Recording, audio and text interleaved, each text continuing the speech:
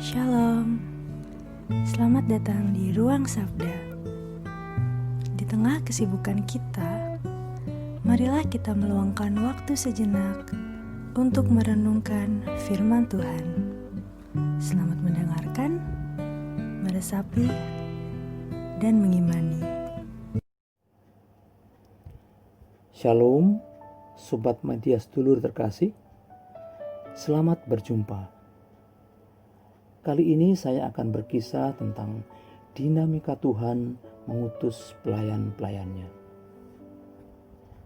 Saya masih ingat awal saya mulai menjadi guru sekolah minggu atau yang sekarang kita kenal sebagai pelayan ibadah anak. Tepatnya kelas 2 SMP saya mulai mengajar sekolah minggu di gereja saya, sebuah gereja kecil di sebuah desa kecil juga. Gara-garanya pada waktu itu sering kekurangan guru. Maklum, karena para pemuda setelah tamat ada yang melanjutkan sekolah atau bekerja di kota. Sedangkan warga dewasanya tidak banyak yang berminat. Maklum, karena jumlah warganya juga sedikit. Nah, karena beberapa kali sekolah minggu libur, karena tidak ada yang mengajar, dengan bekal seadanya alias ilmu nekat, saya mengajar. Jadi motivasinya lebih kepada daripada tidak ada. Saya tidak tahu ini panggilan atau kenekatan. Bagi saya yang penting sekolah minggu dapat diselenggarakan. Pada saat SMA, saya bersekolah di kota yang kehidupan kekristenannya cukup hangat. Tapi justru saya tidak tertarik pada pelayanan di gereja. Lingkungan tempat kos saya sebetulnya sangat mendukung. Apalagi saya tinggal tidak jauh dari gereja. Pergi ke gereja tiap hari Minggu bagi saya sudah cukup. Saya waktu itu punya sifat minderan, rendah diri, tidak pandai bergaul dan berbicara. Pokoknya selalu tidak pede.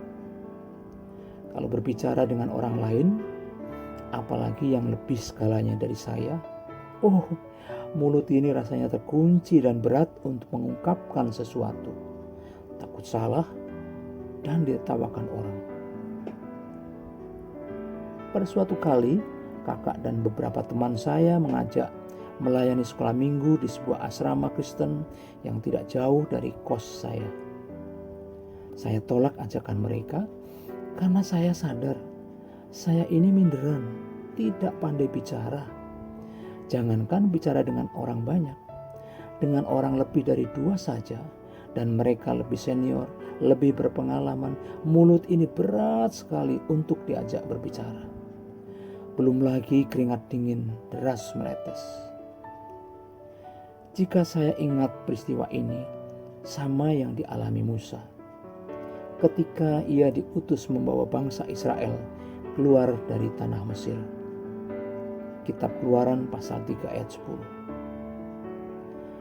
Jawaban Musa dapat dibaca dalam kitab Keluaran pasal 4 ayat 10 sampai 17 atas utusan Tuhan ini.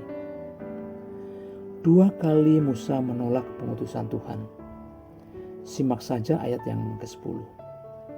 Ah Tuhan, aku ini tidak pandai bicara. Dan ayat ke-13, ah Tuhan, utuslah kiranya siapa saja yang patut kau utus. Musa dengan tegas menolak panggilan Tuhan. Padahal sebelumnya Tuhan telah memberi banyak pertolongan. Tuhan kembali memberi jaminan seperti yang terdapat dalam ayat ke-14. Bukankah di situ Harun, orang Lewi itu kakakmu? Aku tahu bahwa ia pandai bicara. Dan bisa kita baca pada kenyataannya, Harun berhasil menjadi penolong Musa dalam memimpin bangsa Israel. Sahabat media sedulur, cara Tuhan mengutus seseorang untuk bekerja menjadi pelayannya itu unik dan berbeda-beda. Dan yang perlu diingat, bahwa sebenarnya setiap orang itu telah diberi karunia. Ketika Allah mengutus, Ia juga akan melengkapi apa yang kita perlukan untuk pelayanan kita. Tuhan memakai kakak dan teman-teman saya seperti Tuhan memakai Harun menjadi pendamping Musa, sehingga ia berhasil menuntun bangsa Israel keluar dari tanah Mesir. Dari kakak dan teman-teman saya diberi banyak ilmu untuk bisa berbicara di depan orang. Salah satunya berbicara di depan anak-anak sekolah minggu. Minimal bisa kita dapatkan ilmu berkomunikasi, ilmu berbicara di depan orang. Dan ilmu itu terus saya pakai hingga saat ini. Sungguh hal-hal di atas telah turut mendorong saya mau mengambil bagian dalam pelayanan gereja menjadi guru sekolah minggu sampai saat ini. Dengan menjadi guru sekolah minggu, banyak sekali ilmu pelayanan dan ilmu kehidupan akan kita dapatkan. Maka jangan menolak ketika gereja membutuhkan pelayanan kita. Saat ini gereja terus membutuhkan saya dan Anda.